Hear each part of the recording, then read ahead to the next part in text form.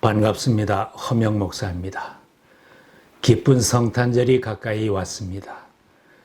예수 그리스도의 탄생은 성경의 중심이 되는 주제입니다. 구약 성경에서 그리스도의 탄생을 예언하였고, 신약 성경에서는 그 예언이 이루어져서 예수 그리스도가 탄생하였다고 선포하고 있습니다. 우리가 매주일 예배 드릴 때마다 예수 그리스도는 성령으로 잉태하여 동정녀 마리아에게서 나셨다는 것을 믿는다는 고백을 합니다. 믿지 않은 사람들은 예수 그리스도가 동정녀 마리아의 몸에서 성령으로 잉태하여 태어났다는 것을 어떻게 믿을 수 있는가 할 것입니다. 그리스도인들은 믿는다고 고백한 그것을 받아들여야만 하는가? 성경은 우리들이 믿을 수 있는 근거가 되는 것입니다. 성경을 믿고 받아들이면 동정녀 탄생을 믿어야만 합니다. 구약 성경 이사야서에는 예수님이 탄생하시기 약 700년 전에 동정녀의 몸에서 탄생함을 예언하고 있습니다. 그러므로 주께서 친히 징조를 너에게 주실 것이라. 보라, 처녀가 잉태하여 아들을 낳을 것이요 그의 이름은 임마누엘이라 하리라. 임마누엘은 하나님이 우리와 같이 계시기 위하여 오셨다는 뜻입니다. 신약성경 누가복음에는 예수 그리스도의 탄생 기사가 있습니다. 하나님의 보내심을 받은 천사 가브리엘이 마리아에게 내가 잉태하여 아들을 낳을 것이라고 전해주었습니다. 마리아여, 무서워하지 말라. 내가 하나님의 은혜를 입었느니라. 보라, 내가 잉태하여 아들을 낳으리니 그 이름을 예수라 하라. 마태복음에는 잉태한 마리아 때문에 고민하던 약혼자 요셉이 마리아에게 부끄러움을 주지 않으려고 가만히 파혼할 것을 생각하고 있었습니다. 그런 요셉에게 주님의 천사가 꿈에 나타나서 일러주었습니다. 다윗의 자손 요셉아, 두려워하지 말고 마리아를 내 아내로 맞아들여라. 그 태중에 있는 아기는 성령으로 말미암은 것이다. 마리아가 아들을 낳을 것이니 그 이름을 예수라고 하여라. 그가 자기 백성을 죄에서 구원하실 것이다. 마태는 구약 성경의 예언의 말씀이 이루어져서 예수 그리스도가 동정녀 마리아의 몸에서 탄생한 사실을 확인해 주고 있습니다. 이 모든 일이 일어난 것은 주님께서 예언자를 시켜서 이르시기를 보아라, 동정녀가 잉태하여 아들을 낳을 것이니 그 이름을 임마누엘이라 할 것이다 하신 말씀을 이루려고 하신 것이다. 한때 고민했던 요셉은 천사가 일러준 대로 행하였습니다. 요셉은 주님의 천사가 말한 대로 마리아를 아내로 맞아들였다. 그러나 아들을 낳을 때까지는 아내와 잠자리를 같이 하지 않았다. 아들이 태어나니 요셉은 그 이름을 예수라고 하였다. 사도 바울은 교회에 편지하면서 그리스도는 여자에게서 나게 하셨다고 선포했습니다. 그러나 기한이 찼을 때에 하나님께서는 자기 아들을 보내셔서 여자에게서 나게 하시고 또한 율법 아래에 놓이게 하셨습니다. 사도 요한도 그리스도는 하나님의 외아들이라고 선포했습니다. 하나님께서 세상을 이처럼 사랑하셔서 외아들을 주셨으니 이는 그를 믿는 사람마다 멸망하지 않고 영생을 얻게 하려는 것이다. 성경을 하나님의 말씀으로 믿고 받아들인 사람은 그리스도의 동정녀 탄생 기록도 의심 없이 믿어야 합니다. 예수님의 탄생 기적은 믿음으로 받아들일 수 있습니다. 성경에 말씀하신 것을 우리들이 믿으면 그것이 확정이 되는 것입니다. 마리아는 믿기 어려운 기적 같은 말씀을 믿음으로 받아들였습니다.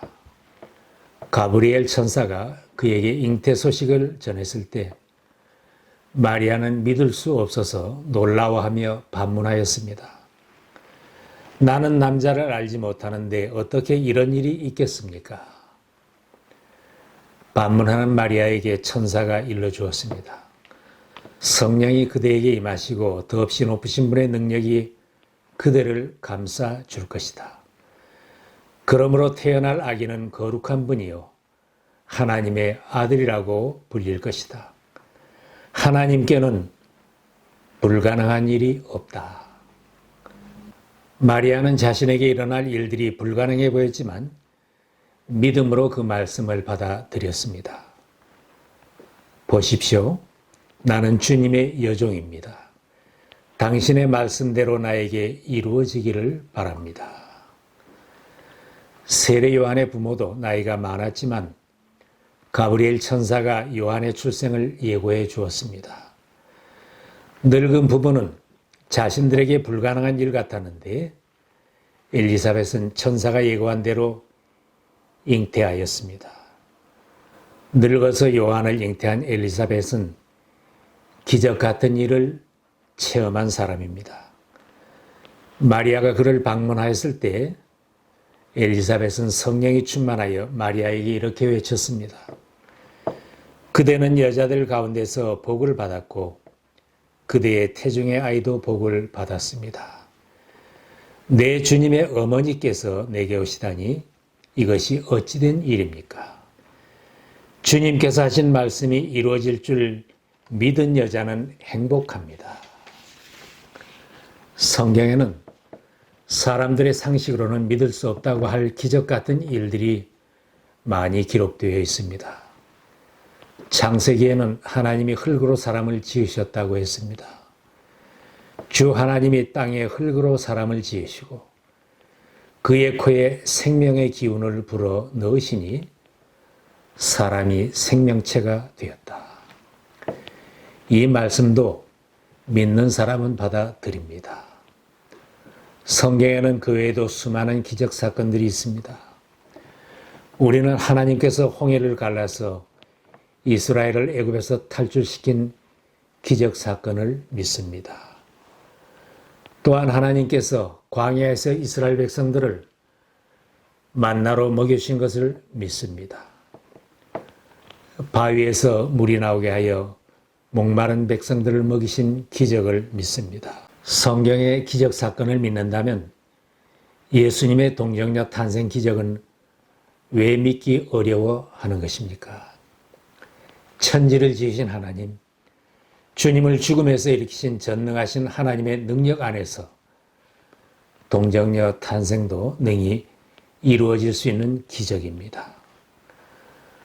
동정녀 탄생은 그리스도를 구주로 영접하기 전에는 받아들이기 어려운 기적입니다.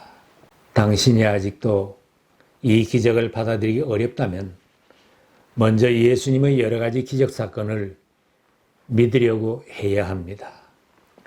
예수님은 적은 것으로 5,000명을 먹이셨습니다. 예수께서 빵 5개와 물고기 2마리를 들어서 하늘을 쳐다보고 축복하신 다음에 빵을 떼어서 제자들에게 주시고 사람들에게 나눠주게 하셨다. 그리고 물고기 2마리도 모든 사람에게 나누어 주셨다. 그들은 모두 배불리 먹었다. 예수께서 물 위를 걸으신 사건을 제자들도 두려워했던 기적입니다. 제자들이 배를 저어서 10여리쯤 갔을 때였다. 그들은 예수께서 바다 위로 걸어서 가까이 오시는 것을 보고 무서워하였다. 예수께서 그들에게 말씀하셨다. 나다 두려워하지 말아라.